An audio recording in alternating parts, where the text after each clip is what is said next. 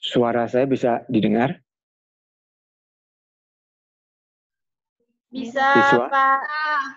Nah, sekarang saya mendengar suara siswa. Karena saya menggunakan laptop dan HP saya sekaligus. Laptop saya untuk memunculkan gambar saya, video saya. HP saya untuk membuat saya bisa mendengar suara para siswa. Ini agak repot nih. Nggak apa-apa. Silakan kalau ada pertanyaan.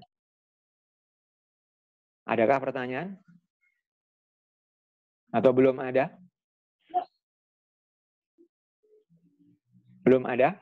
Belum ada kayaknya, Pak. Oke, baik. Kalau belum ada, ya. Nah, saya lanjutkan dulu kalau begitu. Nah,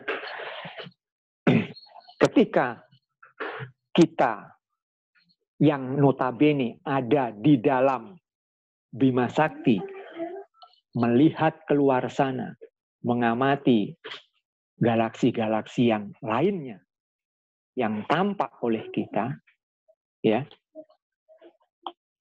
Hal menariknya adalah bahwa ternyata galaksi-galaksi lain yang kita lihat di luar sana itu ternyata tidak diam. Mereka bergerak. Mereka bergerak. Gerakannya tidak bisa dikatakan sembarangan. Sebagian besar dari galaksi-galaksi selain Bima Sakti itu, ya, sebagian besarnya bergerak menjauhi Bima Sakti. Bisa terlihat nih di yang saya bagikan saat ini. Ya. Jadi dengan menempatkan posisi kita di Bima Sakti, jadi Bima Saktinya kita anggap sebagai pusat dari gerakan galaksi-galaksi yang lain, sebagian besar galaksi-galaksi yang lain itu bergerak menjauhi galaksi kita. Dan menariknya, semakin jauh galaksi itu dari kita, semakin cepat gerakan mereka menjauhi kita. Nah, tadi saya katakan bahwa sebagian besar galaksi bergerak menjauhi galaksi kita. Berarti ada dong galaksi lainnya yang bergerak mendekati kita. Iya, ada. Nah, galaksi lain yang bergerak mendekati kita itu adalah galaksi-galaksi tetangga terdekat Bima Sakti. Misalkan galaksi Andromeda. Galaksi Andromeda ini jaraknya cuma 2,5 juta tahun cahaya. 2,5 juta tahun cahaya jarak Andromeda dari Bima Sakti. Dan galaksi ini ternyata bergerak menuju ke arah galaksi kita. Diperkirakan 2 miliar tahun ke depan, kedua galaksi ini akan merger, akan bersatu, bergabung, bertabrakan antara dua galaksi ini untuk menghasilkan galaksi dengan bentuk barunya lagi nanti. Dua-duanya saat ini masing-masing adalah sama-sama galaksi spiral. Boleh jadi nanti setelah tumbukan terjadi 2 miliar tahun yang akan datang, keduanya akan memiliki bentuk yang baru. Nah, dari mana kita bisa mengatakan bahwa galaksi-galaksi yang lain mayoritas menjauhi galaksi kita, sementara beberapa galaksi lainnya justru bergerak mendekati kita. Nah, kesimpulan itu tiba dari telaah atau dari studi spektroskopi yang kita lakukan. Ya. Jadi kalau kita mengamati spektrum dari objek-objek langit,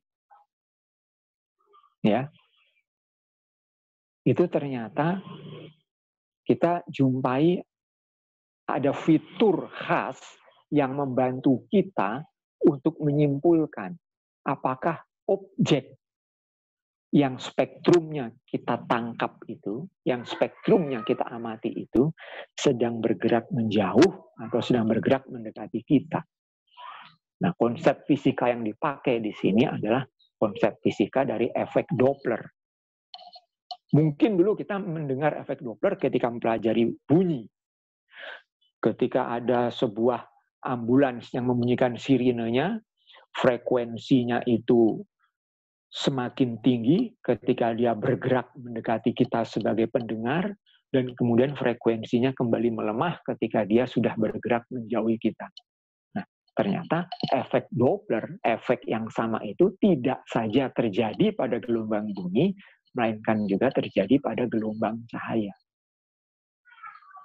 Jadi, dengan menerapkan efek Doppler pada gelombang cahaya, kita dapati bahwa suatu sumber cahaya itu bergerak menjauhi kita sebagai pengamat, ya, ketika ada pergeseran panjang gelombang garis-garis spektrumnya ke arah warna merah.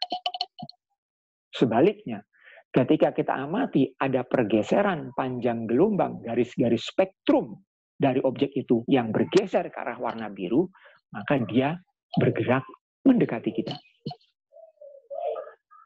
Nah, jadi mayoritas galaksi-galaksi yang kita lihat sedang bergerak menjauhi Bima Sakti itu, berarti kita simpulkan dari terjadinya pergeseran garis-garis spektrum mereka yang bergeser ke arah warna biru. Maaf, ke arah warna merah.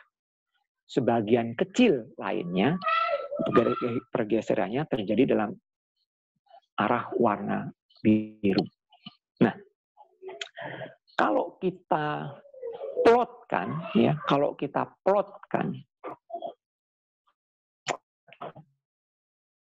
antara kita ke galaksi-galaksi yang bergerak menjauh tersebut dengan kecepatan menjauh mereka terhadap kita, kita dapatkan titik-titik data yang relatif ngumpul seperti ini, ya. Sehingga kita bisa melihat adanya suatu hubungan yang linier antara jarak yang kita pasang di sumbu X dengan kecepatan menjauh mereka yang kita pasang di sumbu Y. Jadi, titik-titik data yang disimbolkan dengan tanda-tanda plus ini mewakili ada sekian banyak galaksi yang diamati. Di sini ada berapa nih contohnya? 1, 2, 3, 4, 5, 6, 7, 8. Ada 8 galaksi yang data jarak dan data kecepatan menjauhnya itu kita amati dan kita plotkan membentuk suatu pola yang linier seperti ini. Nah, dulu di pelajaran matematika tentu kita ingat dengan yang namanya apa? Dengan yang namanya persamaan garis lurus. Ya kan? Persamaan garis lurus. Y sama dengan MX ditambah C.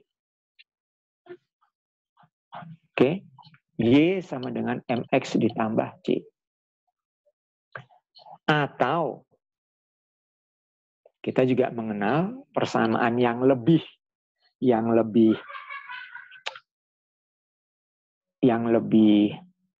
khusus lagi, Y sama dengan MX saja. Ya kan? Bedanya adalah persamaan garis lurus yang di atas ini, garis lurus memotong sumbu Y di titik itu. Memotong sumbu Y, kalau memotong sumbu Y itu berarti nilai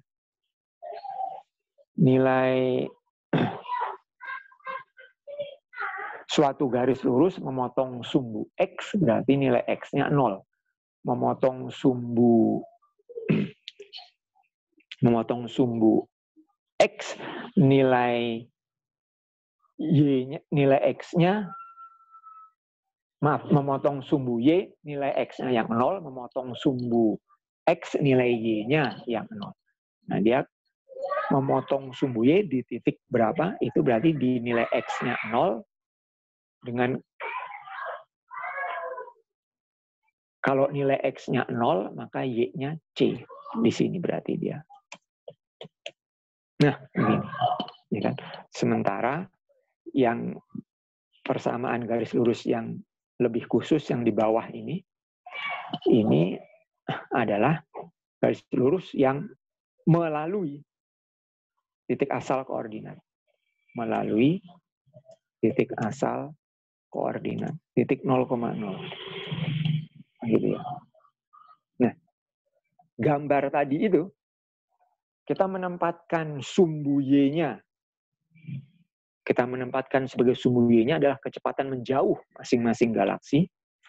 Kemudian kita tempatkan di sumbu X-nya adalah jarak masing-masing galaksi ke kita.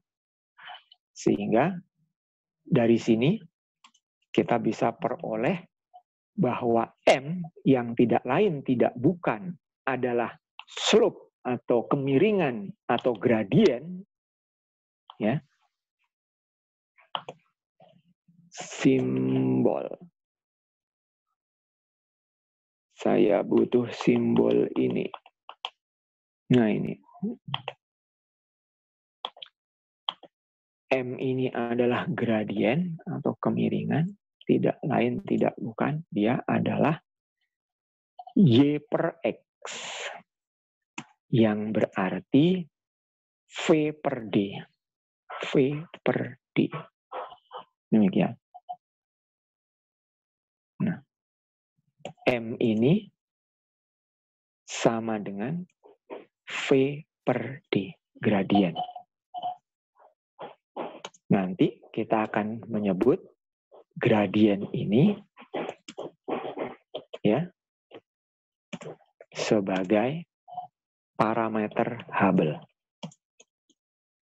atau H0. Demikian. Yang mendeskripsikan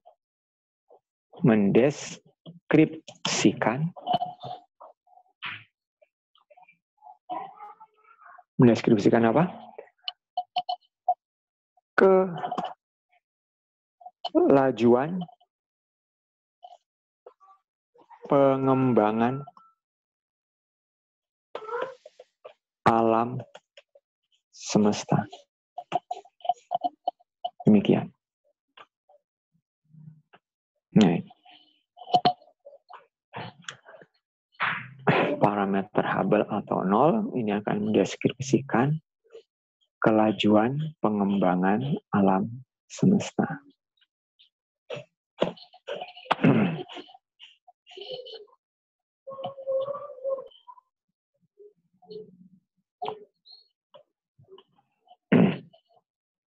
Nah,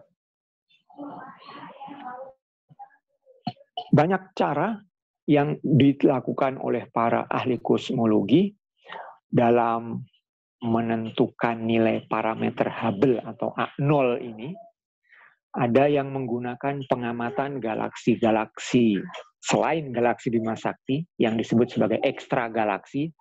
Ada yang menggunakan pengamatan supernova tipe 1A yang ada di galaksi-galaksi tersebut, ya. Dan semua memberikan hasilnya masing-masing, ya. Nilai H0 hasil pengukuran itu, ya. Nilai H0 beragam dalam rentang mulai dari 50 km per sekon per megaparsek hingga 100 km per sekon per megaparsek. Namun, sebagai konsensus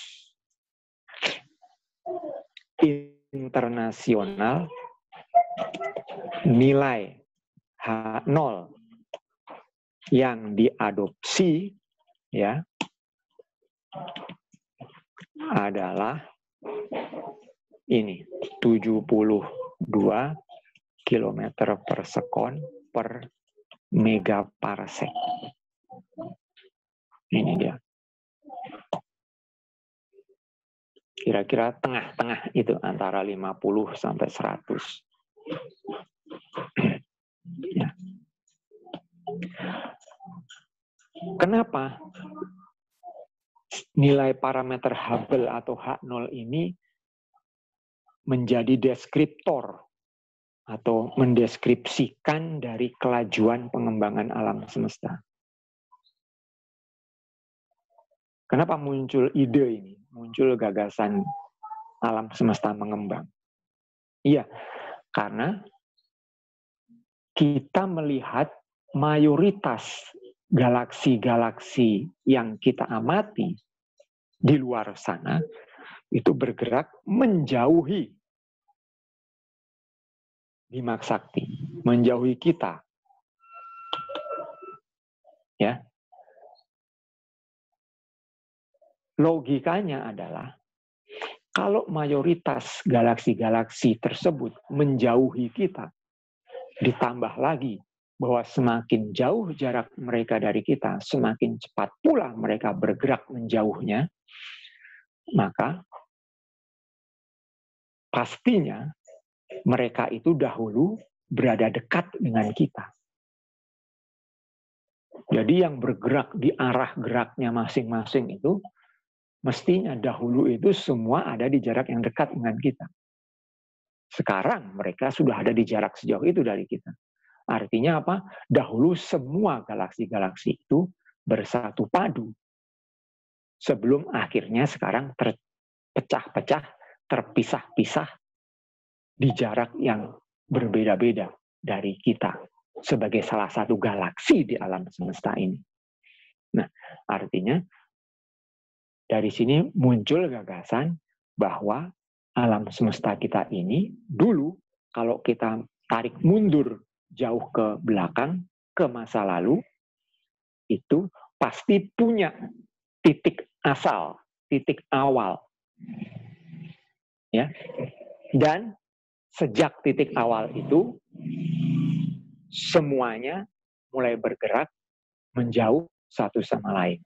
Nah, titik awal itu yang istilah matematikanya adalah titik singularitas tunggal, ya, yang dipahami sebagai dalam fisika, dalam kosmologi, makna fisiknya adalah yang menandai awal kelahiran alam semestanya.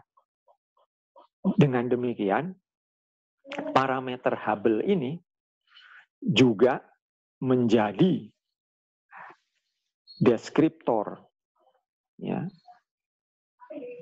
Parameter Hubble juga menjadi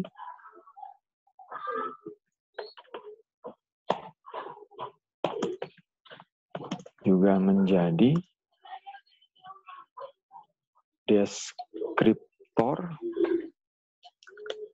ya, atau dia itu mendeskripsikan, ya, juga mendeskripsikan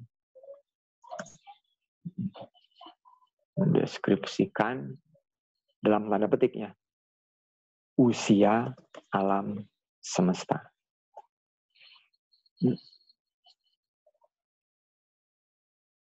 Jadi kalau kita lihat nih dengan nilai yang diadopsi saat ini, H0 nilainya sebesar ini.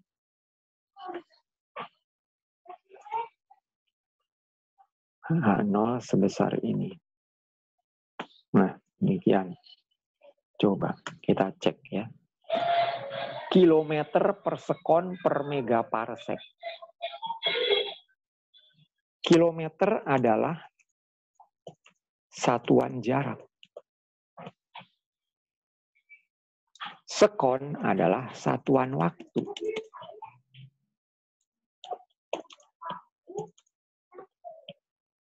Dan megaparsek artinya 1.000.000 parsek, ini adalah satuan jarak juga.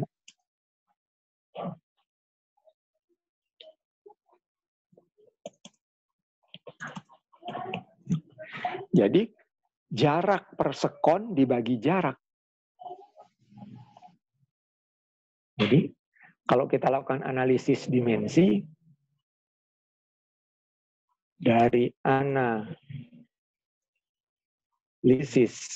dimensi H0 itu satuannya adalah kilometer per sekon dibagi ini. Megaparsek itu juga bisa diubah menjadi kilometer.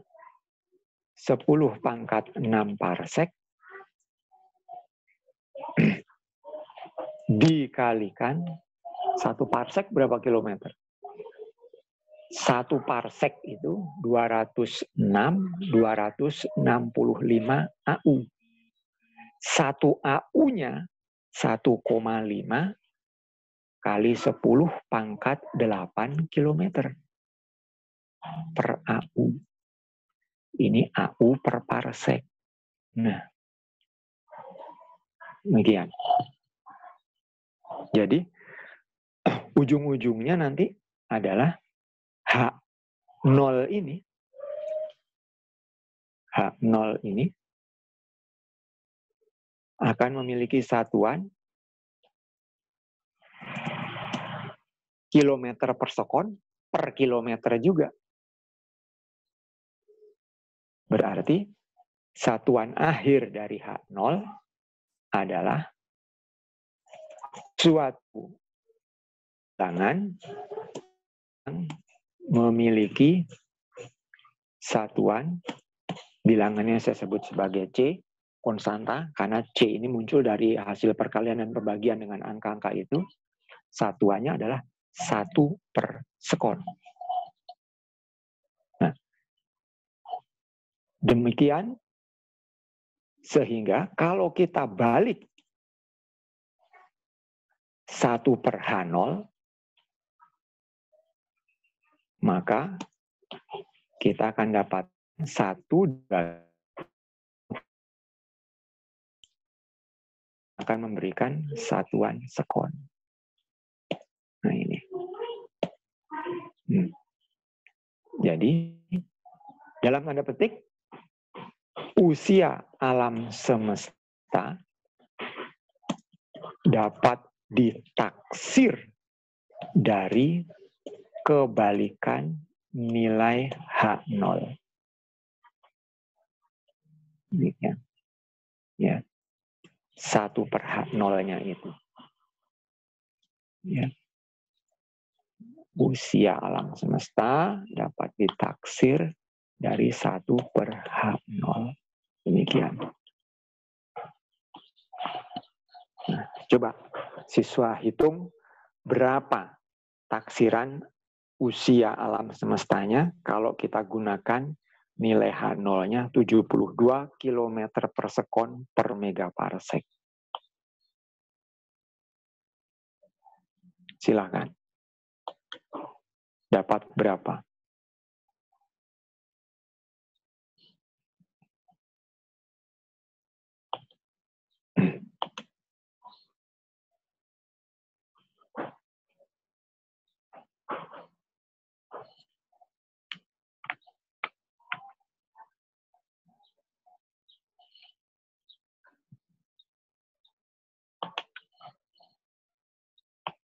T alam semesta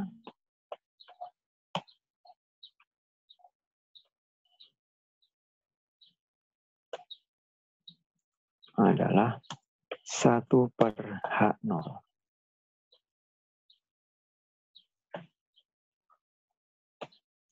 Berarti 1 per 72 km per sekon per megaparsek.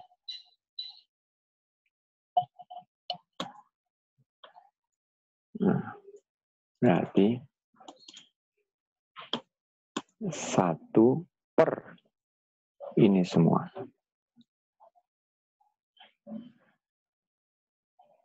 Megaparseknya diganti dengan ini.